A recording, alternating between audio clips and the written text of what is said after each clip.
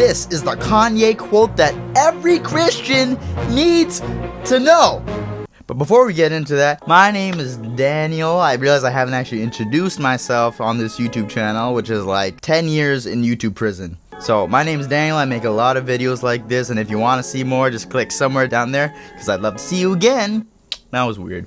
Okay, swiftly moving on. This is the Kanye quote that every Christian needs to hear. Here it is. I don't take advice from people less successful than me. Now, Kanye was probably talking about people who don't make as much money as him, or who aren't as good of a musician or artist that he is. But as a Christian, as you're on your walk with God, you're gonna discover that everyone has their own opinion on what's the best way to be a follower of God. And they're all very convinced that their way is the right way to see God, to see themselves, and see others. And it can be really easy to be swayed in one direction or another. But how do you discern what you should believe and who you should follow? And I'm gonna give you the best piece of advice that I've ever heard on how to discern what direction you should go. And it's follow the fruit. Follow the fruit. So many times we can get swayed in one direction or another without even stopping to think, do I want to be like this person? Do I like the result of believing this way? So if I were to Christianize that Kanye quote, it would be, don't take advice from people who don't have the walk with God that you want. And I actually wrote down a couple questions to help you guys discern who you should listen to and what you should believe. The first question to ask yourself is, does this person know more than they love? And this one can be hard to figure out at first, and these questions aren't an excuse to like be super judgmental of everyone, but they are something to think about, because 1 Corinthians 8 actually talks about how knowledge without love puffs you up. So what you're gonna find out is people who know more than they love end up really arrogant, and they end up even really hostile to people who think differently than they do, whether they're non-believers or people who are still Christians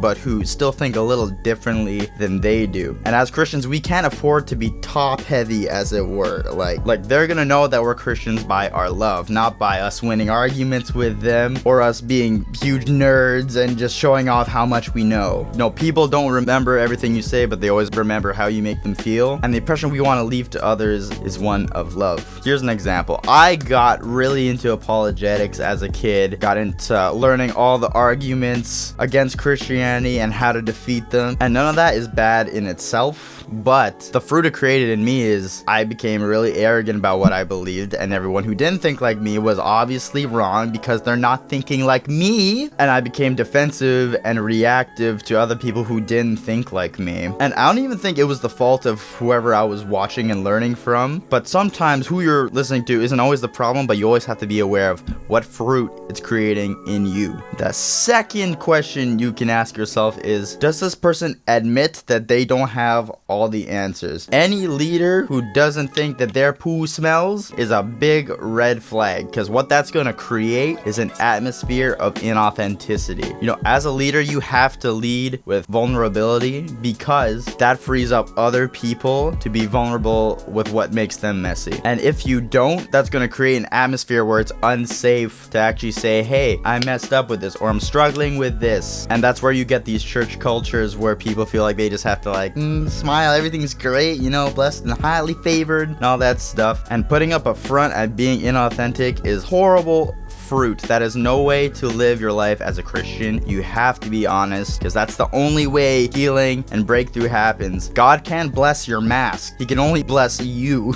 So if you find yourself wanting to put up a front, wanting to pretend, watch your leadership. Are they honest? Are they vulnerable? Because if not, that might be a problem. And the third question you could ask yourself is this person connected to themselves, or do they just kind of seem like Jesus robots? And again, these aren't questions to like make you super judgy of everyone, because not everyone is born very naturally emotional and namby-pamby and wham like I am, but everyone is born with emotions, and people just seem kind of robotic to you. Instead of having and expressing an emotion, they just try to say a bunch of Bible verses and like repress their emotions. That's a big red flag, because as Christians, we're actually not Buddhists. We actually don't get Holy Spirit nirvana points for like emptying ourselves of negative emotion. God actually wants us to bring all of ourselves to him. But if you're being influenced by people who just seem super robotic and people who don't know how to actually handle emotions, then you're just gonna try to repress all your emotions, and that's a recipe for disaster. That's a recipe for not being able to even hear from God, because that's a big part of where God speaks to you in your emotions, obviously balanced with truth, but God does speak through your emotions quite a bit. And if you repress your emotions for long enough, it will come out in one way or another, because people who aren't connected to themselves typically aren't aware of themselves. They don't know why they just screamed at their kid. They don't know why they have this addiction. They don't know why they're having this affair, because every time they have a negative emotion, they're just trying to push it down with religion, and that doesn't work. The fourth question you can ask yourself is, does this person over spiritualize everything? Like, is everything a demon? And yes, spiritual warfare is absolutely a reality as a Christian. You have to remember to put on the full armor of God, the breastplate of righteousness, the shield of faith, and the Yeezy slides of peace. And that's all true. But just speaking from my experience, most of the times that I've had an issue, it's actually required a practical solution that I had to walk out rather than me needing to have a demon cast out of me. Because most of the time how spiritual warfare works, there is a real dysfunction in your life that demons exacerbate and they get in the cracks, as it were. But if you're only addressing things on one level, it's hard to actually experience healing in that area. It's like, oh man, my finances are really struggling. I mean, I don't budget, I don't save, I don't invest, I don't tithe. But I think what I need is someone to cast the demon of Louis Vuitton out of me. Or, man, I am very obese, I have a bunch of health problems, I need someone to cast the demon of double cheeseburgers out of me. Like, that's dumb. Like, everyone knows that's dumb.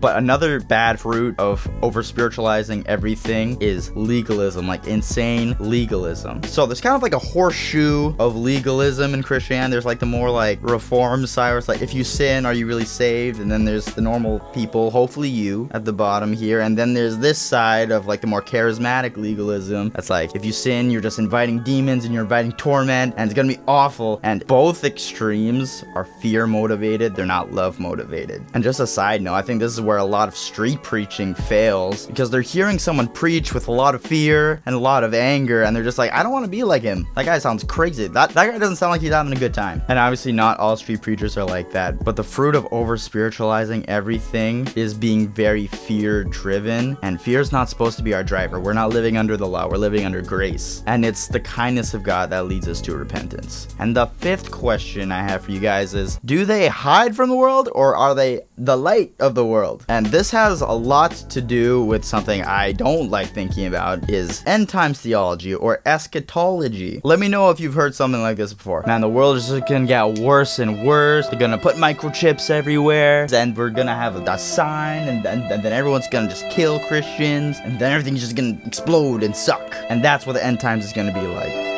And there are lots of valid scriptural reasons as to why people would think like this, but here's why I don't think like this. Number one, it's impossible to actually fully understand what's happening in Revelation. But the second reason, it creates horrible fruit. This is why a bunch of Christians have the mentality that's like, oh man, the world's coming to get us, let's lock our doors, read our Bibles, and just like, ugh. But God called us to be a light to the world, not hide from the world. God called us to influence places like politics, like the media, like the business world, like all of those things. But if you have a doom and gloom idea of the future, then you're gonna try to hide away from that. And that's why Christians have lost so much ground in these specific areas, because of bad, unhelpful beliefs about the end times. A lot of Christians are like obsessed with thinking of themselves as martyrs. I think it like makes us feel good. That's like, oh man, people just hate us so much because we love Jesus.